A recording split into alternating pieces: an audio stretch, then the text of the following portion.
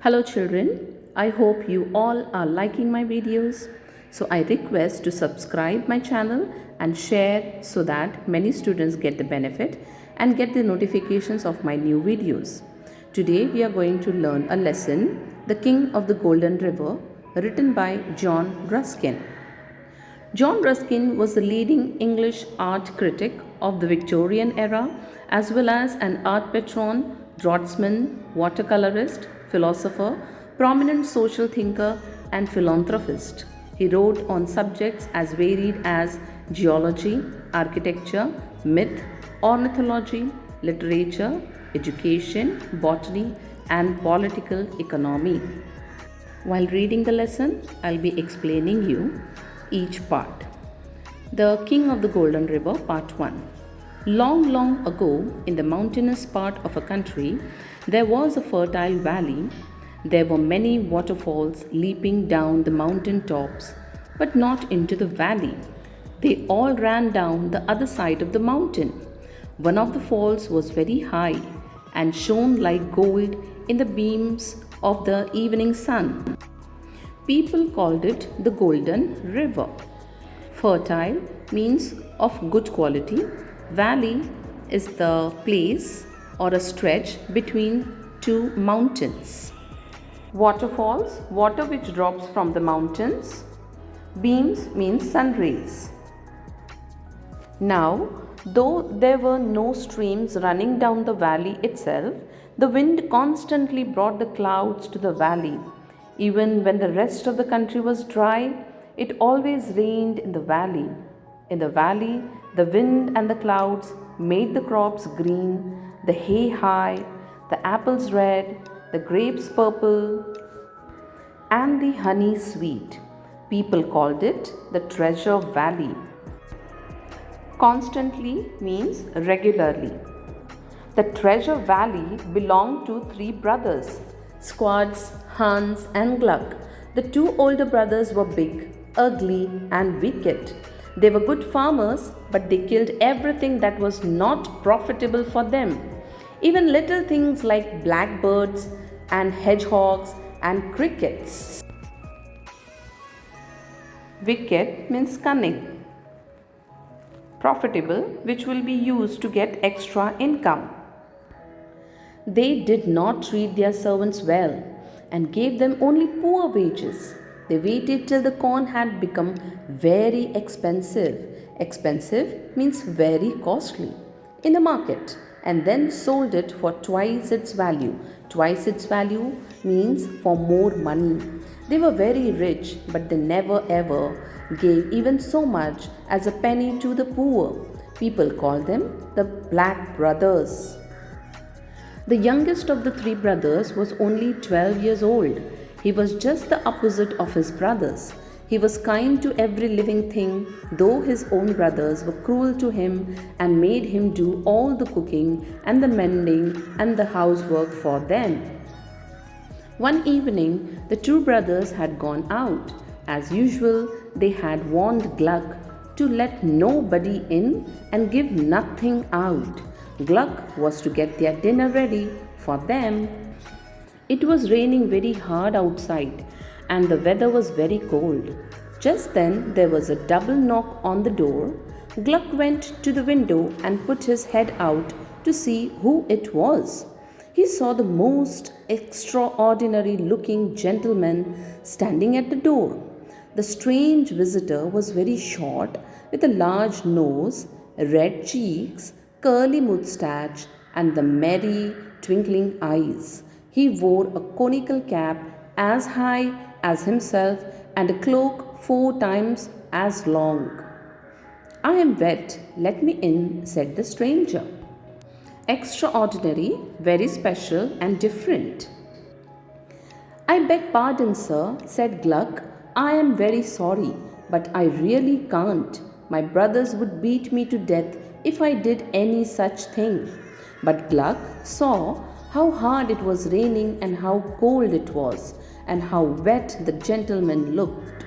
So he opened the door and let the stranger in. Gluck thought he would let the stranger get warm inside for some time and ask him to leave before his brothers came home. Stranger means the unknown person. The stranger, however, had no plans of leaving.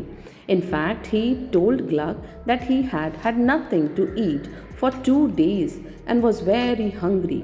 It melted Gluck's heart to hear this, melted to feel pity.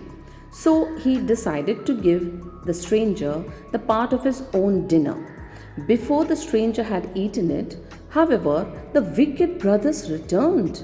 They were shocked to see the little gentleman sitting in the house.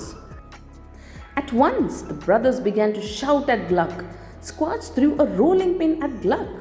At that instant, the stranger put in his conical cap and the rolling pin went spinning to a corner of the room. Rolling pin is the instrument used to bale chapatis. The brothers turned to the visitor and ordered him to get out of the house. The little man asked them humbly to let him stay as it was so cold and wet outside. But the evil brothers wouldn't listen. They rushed at the old man to throw him out of the house. To their surprise, they found that they couldn't touch him. Instead, they were themselves swept into the corner with the rolling pin. Then the old gentleman gathered his cloak and cap and said, "At 12 o'clock tonight, I'll call again. But since you have treated me so badly, it will be the last visit I pay you." Then he went away like a whirlwind. That night, a big storm woke the brothers. It shook the house and blew away the roof. Once again, the wicked brothers saw the strange visitor. He was sitting on a cloud, bobbing up and down. Bobbing means bouncing. "You may go to your brother's room. I have not damaged it," he told Hans and Squatch. "Remember, this is my last visit. You will find my card on the table." And with those words, he disappeared. In the morning, the brothers saw from the window that the storm had swept away whole trees and crops from Treasure Valley. Everywhere they saw only red sand and grey mud. The valley was a picture of ruin. The brothers then crept into the kitchen. On the kitchen table, there was a small white card. Southwest Wind was true to his word. He had not returned to Treasure Valley after that night. Neither did any other wind. So there was no rain. Nothing grew in Treasure Valley anymore. The brothers made no more profits. The wicked brothers then began to make money by selling gold. They melted in a furnace the gold articles they had. They mixed a lot of copper in it and sold the mix as pure gold. Again, they made poor Gluck work in a furnace while they spent the money on themselves. Soon, all the gold in the house was spent. Only one thing was left, a beautiful golden mug that belonged to Gluck. Gluck's uncle had given it to him when he was a baby. Gluck used to drink both milk and water from it. A strange bearded face was delicately carved on the mug. Gluck was very fond of the mug. He did not want to part with it, but his wicked brothers only laughed at him and threw the mug in the furnace. They asked Gluck to pour the gold when the mug was melted and went out on some wicked enterprise. Enterprise means work related to business. Sadly, Gluck sat down to watch over the mug being melted. But strangely, after some time, he began to hear a voice singing from the furnace. He lifted the lid of the crucible, and what did he see? The face of his old bearded friend on top of the melted gold. "Come, Gluck, my boy," said the voice from the crucible. "Pour me out. I'm too hot." Gluck was too astonished, but he took hold of the crucible and tilted it to pour the gold. Instead of gold, a golden dwarf came out of the pot. His was the face carved on Gluck's mug. "Pray, sir," said Gluck, rather hesitatingly, "were you my mug?" Crucible, a container in which something is heated to a high temperature. tilted, moved into a position where one side is higher than the other. Pray, please, dwarf, an imaginary creature that looks like a small man. Astonished, surprised. I am the king of what you call the Golden River, the Golden Dwarf told him. He added that another stronger king had turned him into a mug by magic. Gluck had freed him from that enchantment. The Golden Dwarf went on to say that he had seen how kind Gluck was and how wicked and cruel his brothers were. Then he told Gluck a secret. If anyone poured 3 drops of holy water into the river where it started on the mountain top, the river would turn to gold for that person. A person could try this only once, and if anyone put unholy water in the river, he would be turned into a black stone. So saying, the dwarf jumped back into the furnace and disappeared. Enchantment or magic? When Gluck told this to his brothers, they did not believe him at first and beat him, but Gluck stuck to his story. So at last they believed him and began to fight over who should have the first chance to go to the Golden River. They fought so much that the police came to see what had happened. Hans ran away when the police came, but Squads was caught and put in prison. Hans was happy that Squads was in prison. The very next morning, he went to the church, stole some holy water, and set off for the mountain. It was not easy to climb the mountain. He was tired and thirsty. Soon, Hans thought he would drink some of the holy water himself. Just as Hans raised the flask of water to his lips, he saw a little puppy on a rock. It looked as if it was dying of thirst.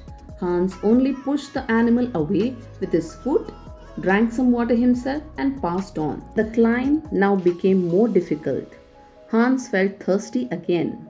He was going to drink some more of the water when he saw a little child on a rock ahead of him. The child was lying lifeless, its lips parched and burning. Ignoring the child, Hans drank some more water himself and passed on. The climb had now become very, very difficult. Somehow, Hans reached the top of the mountain from where the Golden River sprang. A faint cry fell on his ears. Then he saw a weak old man stretched on a rock. "Water," the man said. "Water, I'm dying." "I have no water for you," replied Hans.